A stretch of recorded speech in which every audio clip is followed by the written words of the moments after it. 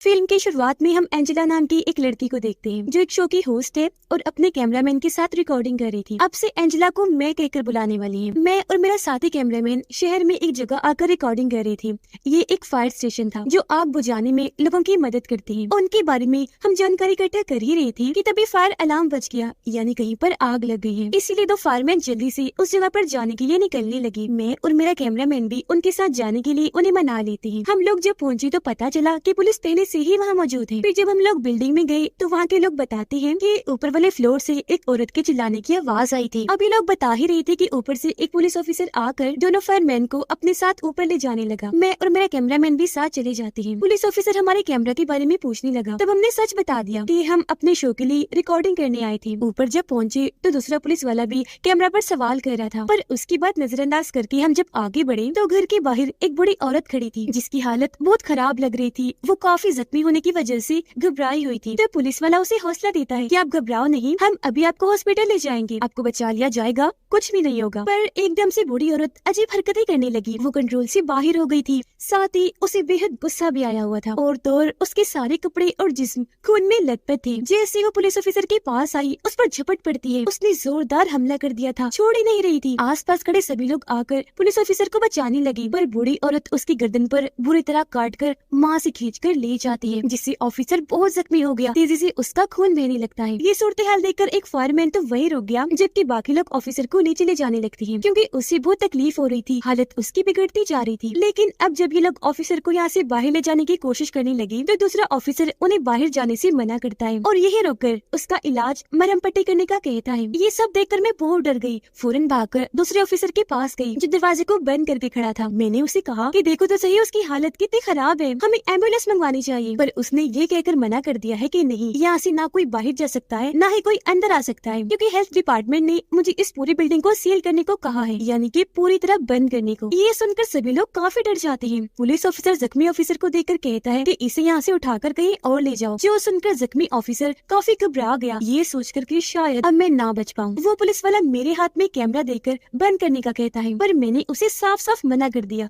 ये कहते हुए कि जरा सब देख ले हमारे साथ यहाँ क्या हो रहा है, बाहर निकलने नहीं दिया जा रहा। जिस पर सारे लोग मेरा साथ देने लगे। इसी वजह से पुलिस ऑफिसर मुझे मना नहीं कर पाया। अब ये सब चल ही रहा था कि तभी ऊपर से फायरमैन आकर गिरता है, जिसकी हालत बहुत खराब थी। उसका भी तेजी से खून बह रहा था क्योंकि उसके गले पर भी काटा ही गया था। ये देखकर सभी लोग और घबरा गए। यहाँ ऑफिसर को गुस्सा आ गया था तो उसने जबरदस्ती कैमरा बंद करवा ही दिया। थोड़ी देर बाद मैंने अपने कैमरामैन को ये कहकर कैमरा ऑन करवा लिया कि अब हम ऊपर वाले फ्लोर पर जाने वाले हैं। चुपके से हम जैसे ऊपर गए, पुलिस ऑफिसर और दूसरा फायरमैन पहले से ही वहाँ मौजूद थे। लेकिन तभी सामने से वही इन्फेक्टेड यानी ज़ोंबी वायरस से मुतासिर औरत भागती हुई आती है, क्योंकि वो पुलिस ऑफिसर पर हमला करने वाली थी। इससे पहले वो उस तक पहुँचती, ऑफिसर उसे 3 से 4 बार शूट कर देता है, जिससे वो वहीं गिरकर बेहोश हो जाती है। ये देखकर मैं बहुत डर गई। लेकिन जब मैं हॉल में नीचे पहुंची तो मैंने देखा कि दूसरा फायरमैन यहाँ से निकलने का कोई दूसरा रास्ता ढूंढ रहा है, यानी एग्जिट डोर। तो पुलिस ऑफिसर वहाँ आकर फायरमैन को ऐसा करने से मना कर देता है। इसी के साथ वहाँ ऐलान होता है कि सारे के सारे मेन और एग्जिट डोर बंद कर दिए गए हैं, इसलिए कोई बाहर नहीं निकल सकता। और जब तक हेल्थ इंस्पेक्टर यहाँ नहीं आता तब तक आप लोग निकलने की कोशिश भी मत कीजिएगा। ये ऐलान सुनकर तो सबको गुस्सा चढ़ गया, क्योंकि किसी को भी समझ नहीं आ रही थी कि आखिर हमें किस मकसद के लिए, किस वजह से इस जगह पर कैद किया जा रहा है। यह एक बच्ची दिखाई गई जो अपनी मॉम के साथ थी। उसे बहुत तेजी से बुखार होने लगा था। बच्चे की हालत देखकर बिल्डिंग का इंचार्ज एक घर की चाबी लेता है जो घर इसी बिल्डिंग में था और सबको बताता है कि वो घर एक लड़की का है जिसकी अब मौत हो गई है। उम्मीद है उसके घर का दरवाजा खुला हो और हम वहाँ से निकल जाएं। लेकिन जैसे लोग उसके घर पहुँचे तो पता चला कि घर के बाहर खड़े कुछ ऑफिसर्स ने इस घर को भी पूरा सील कर दिया है, मतलब कि यहाँ से भी अब कोई बाहर नहीं निकल सकता। ये देख मुझे बेहद गुस्सा आ गया। मैं शीशे पीटने लगी और बाहर वाले ऑफिसर्स जो बिल्डिंग को सील कर रही थी उनसे मदद के लिए चिल्लाई, लेकिन उन सब ने मेरी बात को नजरअंदाज कर दिया, जबकि बिल्डिंग का इंचार्ज भी मुझे रोकने लगा।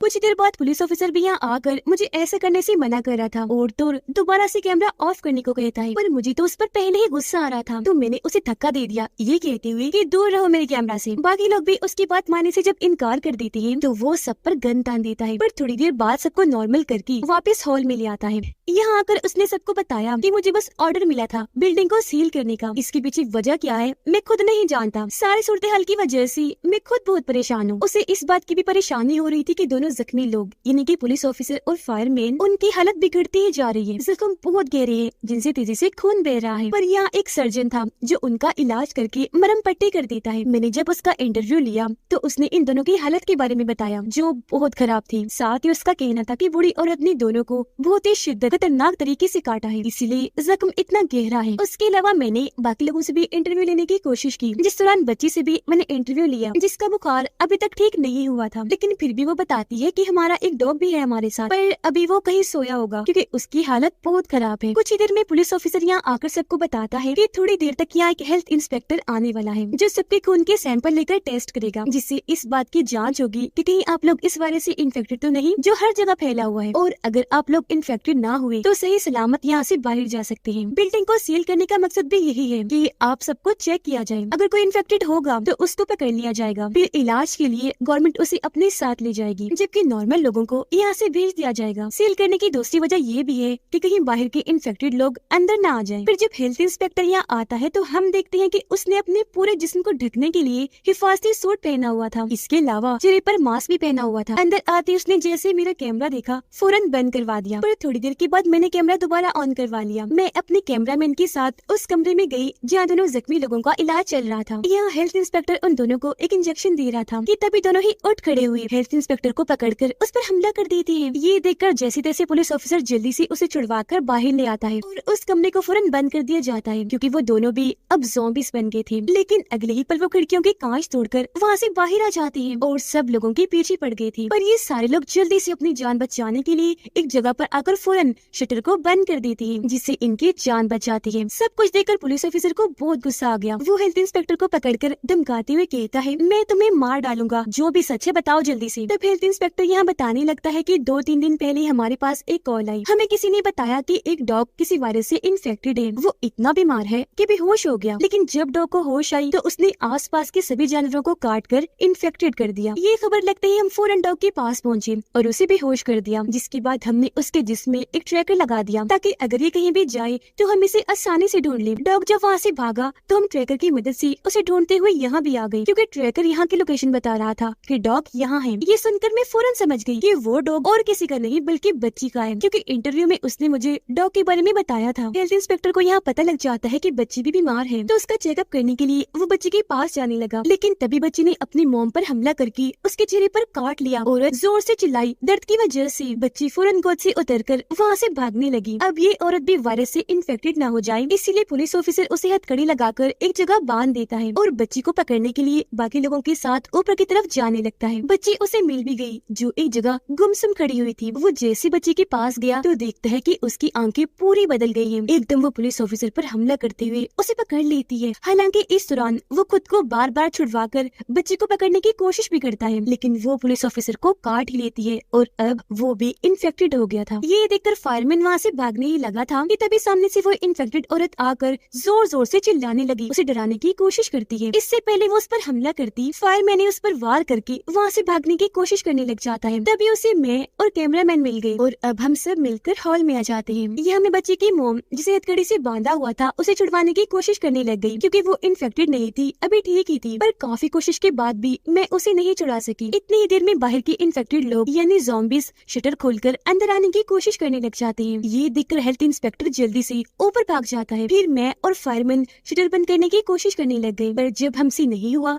तो हम भी जान बचाने के लिए भागकर ऊपर चले गए, जिसके फौरन बाद शटर खोलकर सारे ज़ॉम्बीज़ अंदर आ गए। वो बच्ची की मोम को काट लेते हैं। तभी मुझे और फायरमैन को ख्याल आया कि यहाँ तो एक सर्जन भी था जो उनका इलाज कर रहा था और वो हमारी मदद कर सकता है, इसलिए फायरमैन जल्दी से सर्जन के पास गया, लेकिन उसे पता चला कि सर्जन तो खुद इन्फेक्टेड हो गया है, इसलिए फायरमैन भी वहाँ से भागने लगा। वो खिड़की के पास आकर बाहर वाले ऑफिसर से मदद मांगने की कोशिश करता है, कहने लगा कि प्लीज हमें यहाँ से बाहर निकालिए, पर वो ऑफिसर उल्टा उसे ये कह रहे थे कि खिड़की से दूर जाओ, यहाँ मत आओ। ये देखकर मैं बहुत डर गई, जोर जोर से रोने लगी क्योंकि मुझे लग रहा था कि अब हम यहाँ क्योंकि फंस गए हैं तो नहीं बच पाएंगे। लेकिन तभी हमारे पास बिल्डिंग का एक आदमी आया जो बिजनेसमैन था। वो समझाने लगा कि हमारे पास अभी भी टाइम है, हम लोग आसानी से यहाँ से बाहर निकल सकते हैं, हम लोग बेसमेंट में जाकर वहाँ के रास्ते से भाग सकते हैं, पर वहाँ तक जाने के लिए हमें दरवाजे का लॉक खोलना पड़ेगा, जिसकी चाबी मेन ऑफिस में है। ये बताते बताते वो बिजनेसमैन जैसे खिड़की के पास आया, साथ वाले कमरे से इन्फेक्टेड सर्जन उसे पकड़ लेता है। वो पूरा ज़ॉम्बी बन गया था, उसे बुरी तरह काट चुका था, जिससे अब वो बिजनेसमैन भी इन्फेक्टेड हो गया था। हालांकि मैंने और फायरमैन ने उसे छुड़वाने की बहुत कोशिश की, पर हम नाकाम रहे। जिसके बाद फायरमैन मुझे वहाँ से ले गया। एक जगह आकर हम सोचने लगे कि मेन ऑफिस आखिर कहाँ मिल सकता है, कि तभी सामने से एक ज़ॉम्बी आकर फायरमैन को पकड़ लेता है। इससे पहले वो उसे काटता, फायरमैन उसके मुंह पर जोर से मुक्का मारकर उसे पीछे गिरा देता है। हॉल में आकर हम ये चेक करने लग जाते हैं कि आखिर मेन ऑफिस किस फ्लोर पर है। हमें पता चला कि वो ऊपर वाले फ्लोर पर है, लेकिन हमने देखा कि बच्ची की मोम जो सीढ़ियों से बंधी है वो पूरी ज़ॉम्बी बन गई है। बच बचाकर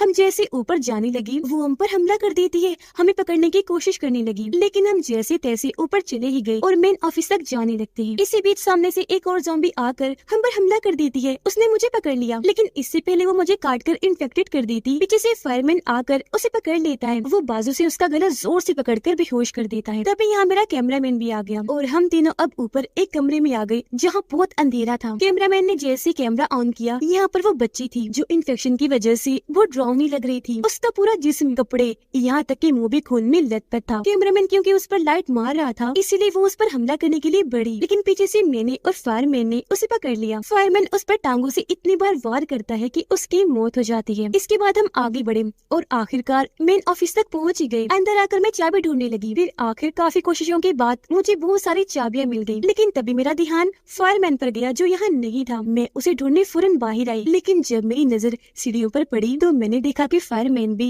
अब एक ज़ॉम्बी बन गया है। सीढ़ियाँ खून से भरी हुई हैं और वहाँ और भी कई सारे ज़ॉम्बीज़ हैं। इसके बाद मैं सबसे ऊपर वाले फ्लोर पर बने एक घर में गई जो बिल्डिंग के मालिक का घर था, पर कमरे में आने पर यहाँ बहुत सारा अंधेरा था। लेकिन जब मेरा कैमरामैन यहाँ आकर लाइट मारता है तो हर तरफ हम एक्सपेरिमेंट, इन्हें तजर्बे करने से जुड़ा हुआ सामान देख पाते हैं। ये देख मैं बहुत हैरान रह गई, पर बहुत जल्द मुझे पता चल गया कि इस घर यानी कि बिल्डिंग का मालिक एक एजेंट था। वो एक लड़की को यहाँ अपने घर लाया। लड़की किसी डीमन यानी शैतान से पोजेस थी, यानी कि शैतान ने पहले उसे कंट्रोल किया और बाद में वो लड़की के अंदर आ गया। बिल्डिंग का मालिक लड़की को यहाँ इसलिए लाया था ताकि शैतान को निकाल सके, पर वो कोई जादू भगाने वाला तो था नहीं, तो अपने मुताबिक उस पर एक्सपेरिमेंट करने लगा, जिससे हुआ ये कि लड़की बदलने लगी, उसके जिस्म में एक इन्फेक्शन फैलने लगा, जिसके बाद वो ज़ॉम्बी बन गई। ये सब जानकर मैं बहुत डर गई, साथ ही मुझे सारी बात समझ आ गई कि उस लड़की ने सबसे पहले बूढ़ी औरत को काटकर इन्फेक्टेड किया होगा, फिर बूढ़ी औरत ने सबको काटा और ये वायरस पूरी बिल्डिंग में फैल गया। और क्योंकि लड़की के मरने का कोई जिक्र नहीं, तो इसका मतलब अभी वो इसी बिल्डिंग में ही है। तभी अचानक छत पर लगा दरवाजा टूट गया, ऐसे लग रहा था कोई वहाँ से नीचे आ रहा हो, जो देखकर मैं और कैमरामैन दोनों काफी डर गए। जब हमने चेक किया तो वहाँ एक ज़ॉम्बी बच्चा था जो कैमरा पर नाखून मारकर